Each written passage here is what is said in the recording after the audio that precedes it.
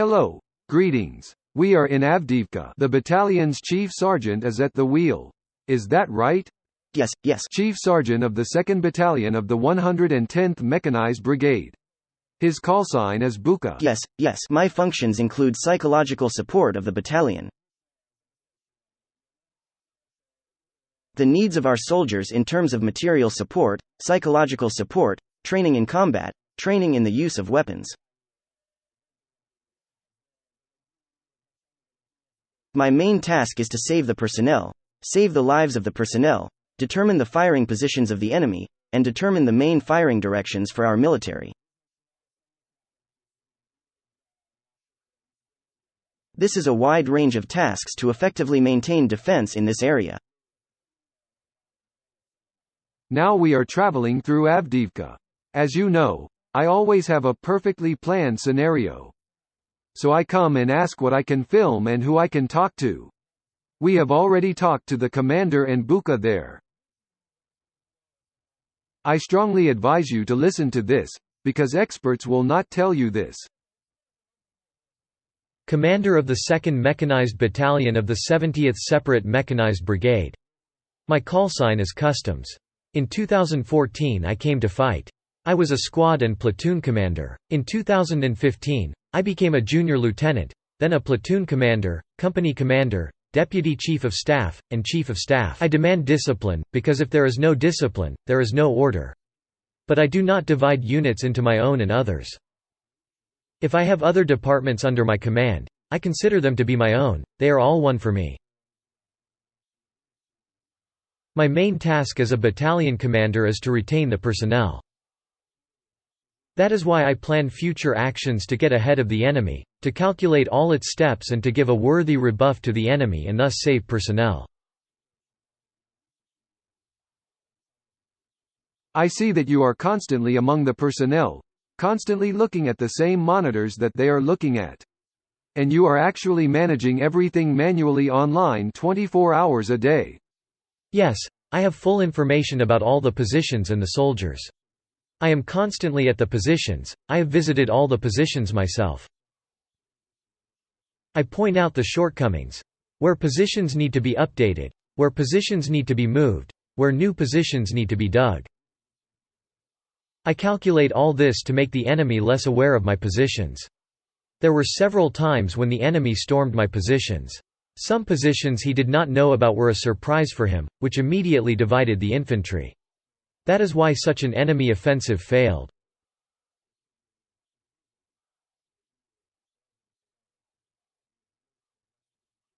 Has there ever been such a case with mines? Mines are placed in positions, right? All the time. Were there any cases when our insufficiently motivated military tried to leave their positions? From the very beginning of my command of the battalion, there were such soldiers. It's not about motivation, people are different, more motivated or less motivated. Some people were simply taken to the army because they were mobilized. People are different, so you need to communicate with everyone all the time. The main task of the commander is to constantly communicate with the personnel, so that people know that their commander is there.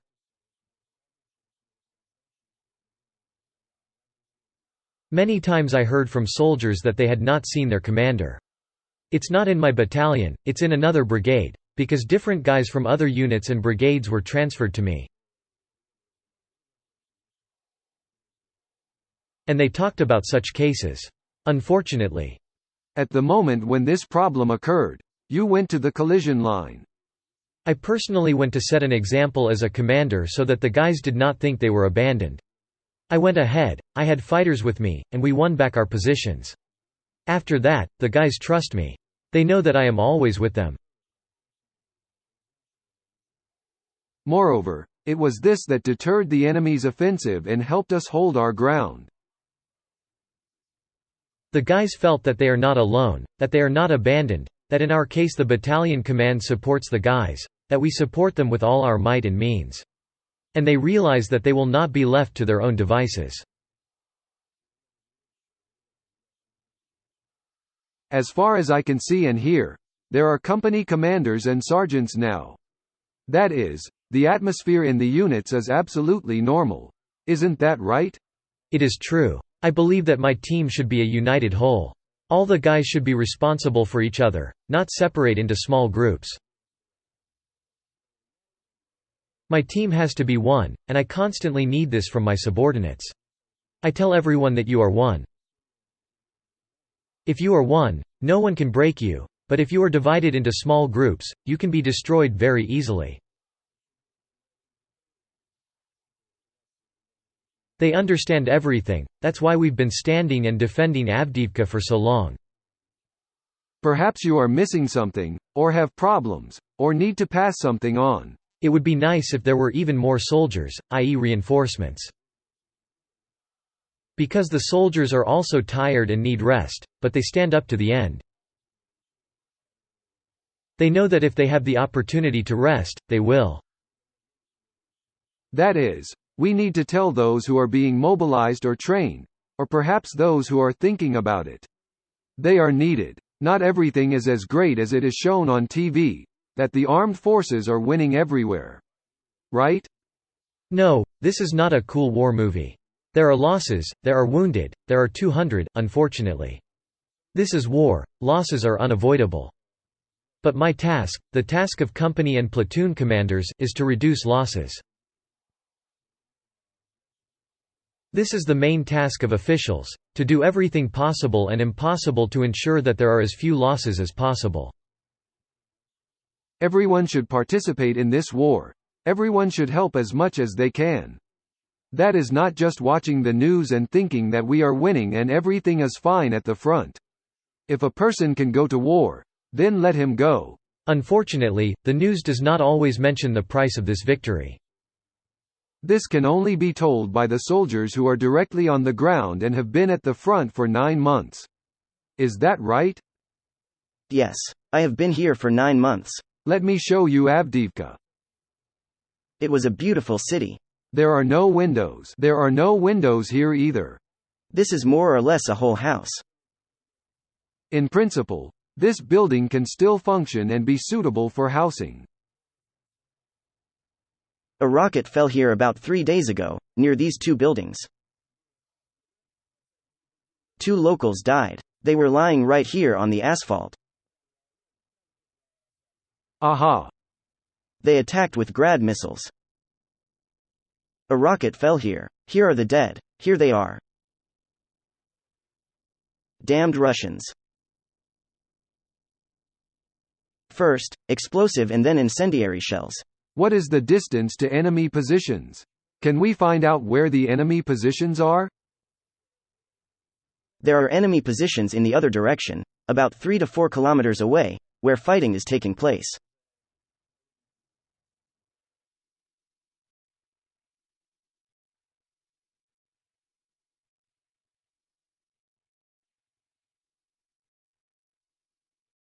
I have just watched the fighting on the monitor.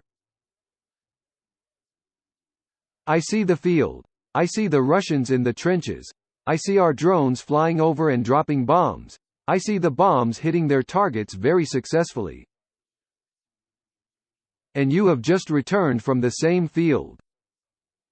Yes. Again, our positions and their positions are visible on the screen. The distance between them is about 50 meters or less. Sometimes it is less, sometimes more. On average, our positions are 100 to 200 meters from the enemy. There are positions that are farther away, but the main fighting takes place at this distance from the enemy. As far as I could see, there is fighting going on right now on this field. Yes. How do you know that you're going to walk across this field without a drone coming and dropping a bomb? No one knows this, no one has seen this. Although we are given information, it is not enough. Both we and the enemy find each other's drones. And we don't see the enemy's drones, we don't know where they are, but we go there because we need to complete the mission. We need to save the lives of our comrades and obtain data so that we can continue to perform combat missions and, if possible, move forward. You had just gone out to the same field together with the company commander. Yes. Can you tell us what task you are performing right now? Currently, it is collecting information about the enemy's firing points, which was the first task. The second task is to evacuate our wounded and killed soldiers, to organize the evacuation of our military. Yes, there are losses, but we go there ourselves, officers and sergeants go there and help with the evacuation of soldiers from their positions. I saw our military occupy an enemy trench. Yes. We knocked out the enemy from there. Our drone came and dropped a bomb, killing the last enemies who were nearby. There were others, but further away. There are wounded among our military. Are you evacuating them from this place? Of course, we constantly evacuate them, constantly help, constantly deliver armored vehicles, constantly monitor the situation so as not to lose contact and be able to replace the radio station. First and foremost, it is communication, i.e. the eyes of a soldier, so that our soldiers can confidently stand in their positions and perform their combat missions. Have you ever had a drone drop bombs on you? It happened more than once. Sometimes it happened 2 or 3 times a day, but always when you hear a drone, you react quickly and hide in some kind of shelter so that you can survive and continue to perform your combat missions.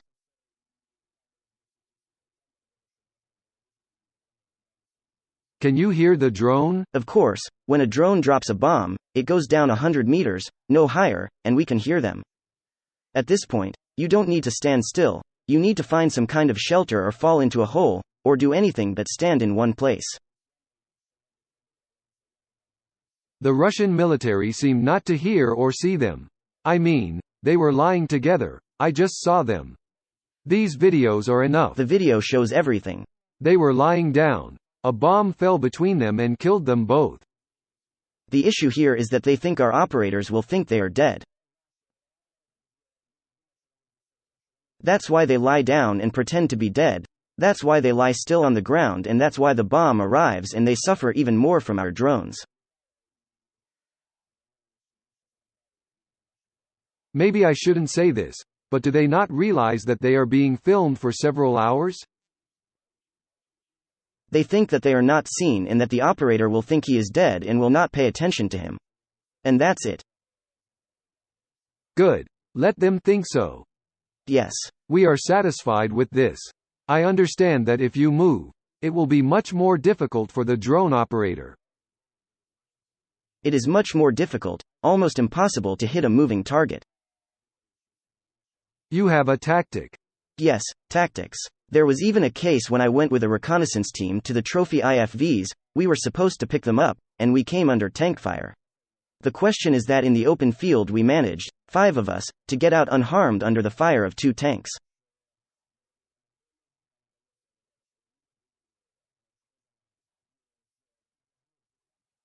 Were there injuries? I personally had no injuries. During the 9 months of war, I was not wounded.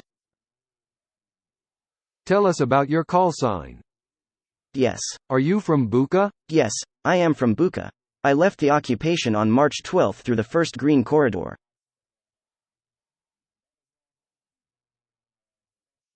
I took my parents abroad. I sent my parents to Lviv and went to Rivne.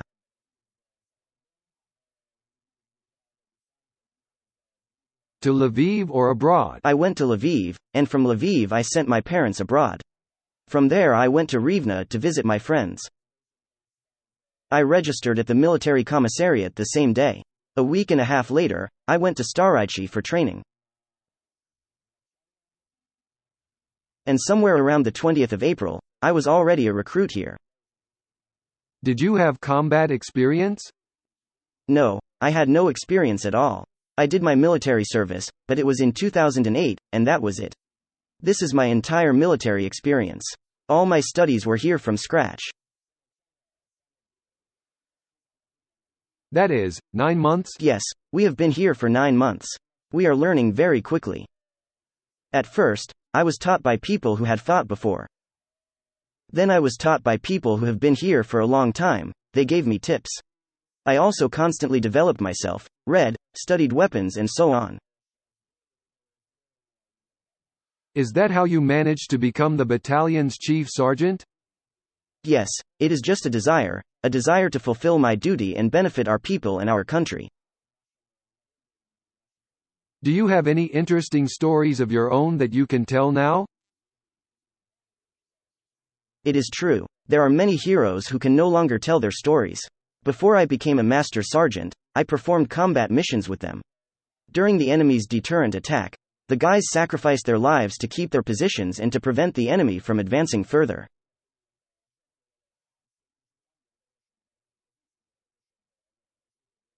There was a situation with our engineer who was standing on a minefield, and the enemy attacked him in order to blow up the barrier. Professionals came, and it was clear from the bodies that they were Marines. They attacked 70 meters away from us. The engineer detonated a MES-guided mine and threw F1 towards the enemy. It killed the enemy and their attack failed. They turned around and left.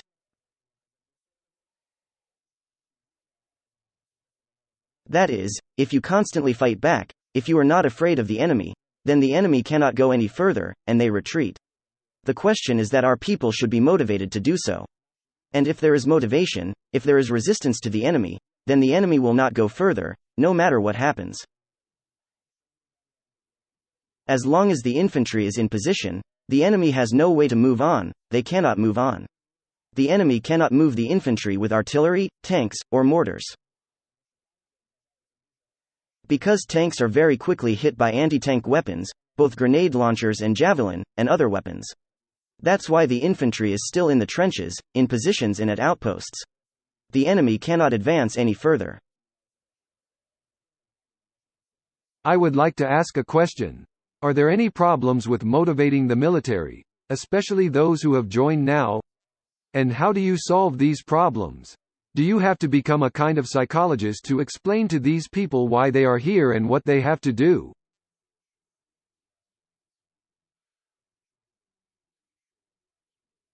Let's just say, constantly. Because people, if they were not trained, if they were not brought here prepared, they are not psychologically ready for war. Even people who served before and took part in the auto in the 14th, 15th, 16th year. This is a completely different war, more brutal. There is more shelling here, so people need to be prepared, instructed on shelling and actions during panic. What to do in order not to fall into a stupor and fulfill tasks, to repel the enemy. Because after each mortar attack, the enemy can attack. That is, when the mortar attack is over, you have to come out of hiding and fight back, not sit in a trench. You need to get up and repel the enemy's attacks in order not to let the enemy pass. That is why we are constantly talking to the soldiers, constantly telling them, constantly coming to the positions ourselves to show them by example how to do it. How to take a machine gun in your hands and repel the enemy, throw a grenade, shoot an RPG in the direction of the enemy so that the enemy cannot go further. If we do everything well, we can hold them back, even with fewer shells for artillery and fewer rounds of ammunition for small arms. For every one of our soldiers, they must have at least 5 soldiers to go further. They don't have that.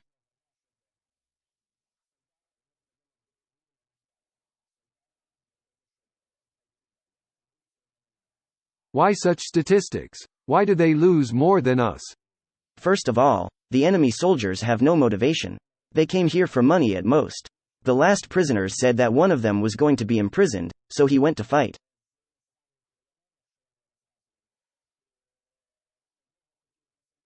He was told, either you go to prison or you go to war. And the second one went to war because they pay a lot of money, because his family has no money. Now their only motivation is money. Therefore, the advantage is on our side in terms of motivation in the fact that they have more losses than we do.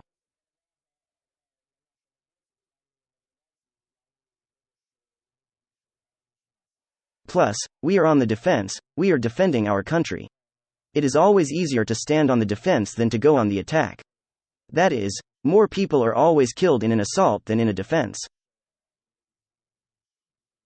I see them coming. Online, we are constantly watching them climb the same field. You kill them, they climb, you kill them. So it is clear that their losses are much higher, but there are much more of them.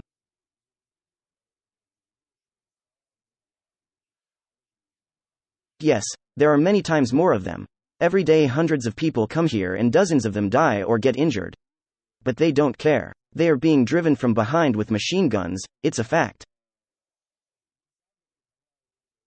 Because a normal and conscious person cannot go forward, knowing that they are about to be shelled by a mortar in an open field. A group of 15 to 20 people just walk forward. They understand what mortar fire is, but they still go forward. This means only one thing, that someone is threatening them with an assault rifle from behind, or they are not entirely adequate people. That's all.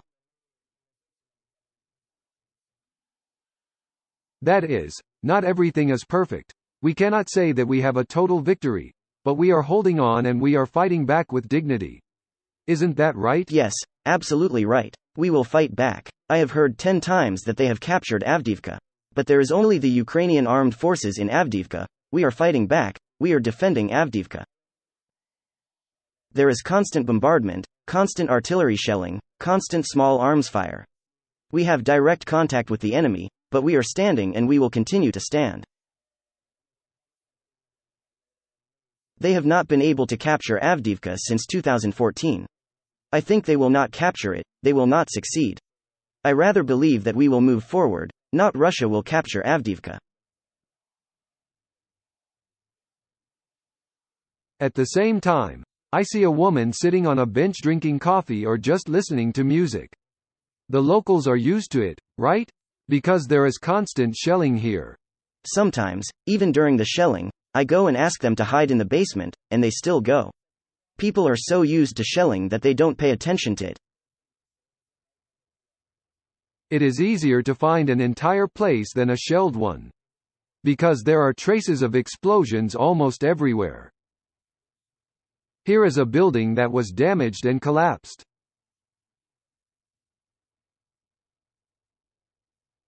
Almost every building here has been hit by shells.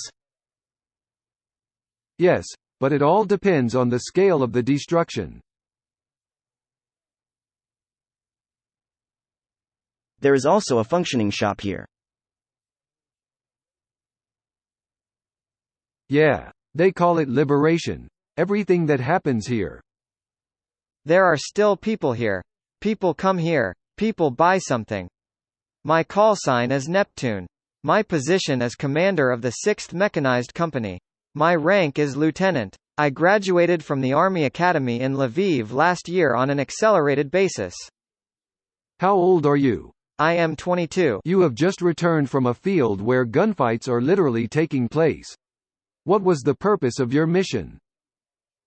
My goal is to teach the personnel not to be afraid and to really perform combat missions and understand that the commander is always with them.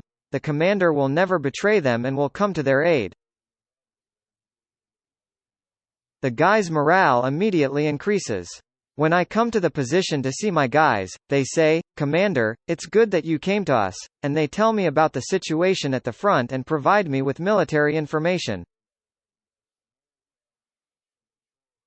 The soldiers tell me what they saw on the battlefield. Then, when they come to their outpost, I mark the coordinates on my map that the soldiers told me about. I report to my superiors, and then we shell the area using mortars and artillery.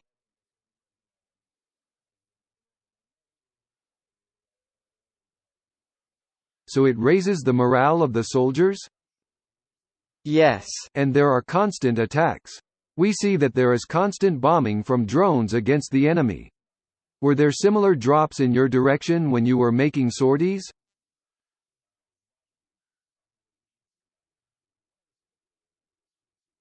When I was at the position, the enemy was dropping gas grenades from drones. I hid and said, "Guys, put on your gas masks." We put them on, then the gas disappeared. I said everything is fine. Immediately, people realize that if the enemy uses gas grenades, the enemy can go on the offensive. That is, the enemy distracts us so that we hide and do not come out of the trenches.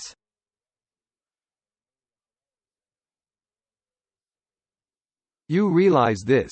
What are your actions? I immediately transmit to all posts and positions to increase vigilance. so that if the personnel hid in the shelter, then there was always an observer who watched the front edge of our defense.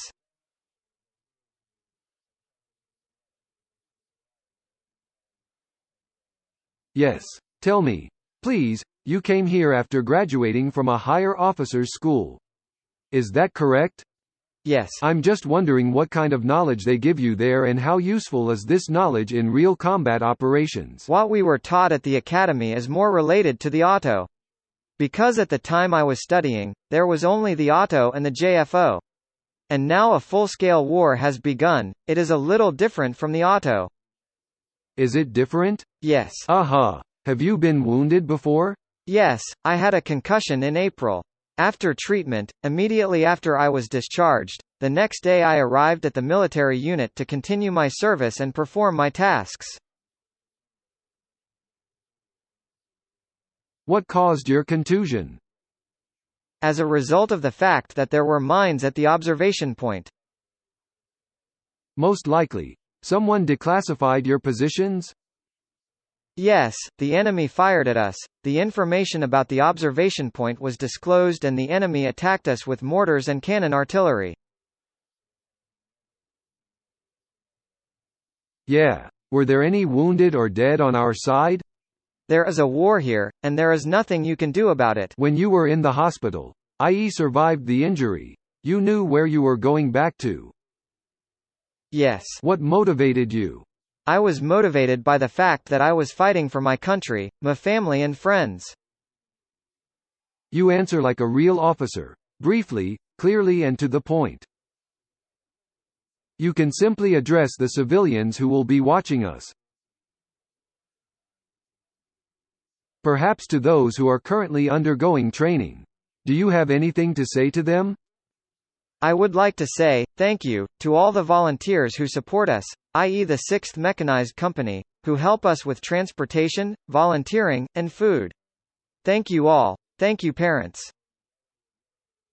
I also want to thank the officers who taught us at the academy. What they taught us was both small arms and tactics. These theoretical skills help us, that is, what they taught us.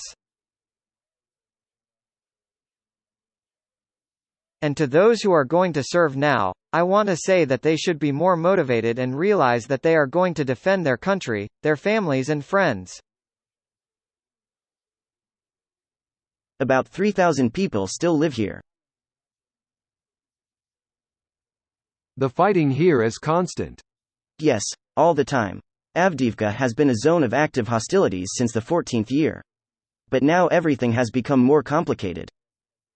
There will be a continuation. Because this is only the first part of the video I've been shooting for the last 2 days, and it's only with one battalion. Support Ukrainian language content at YouTube, and share this video. Together we are on the road to victory.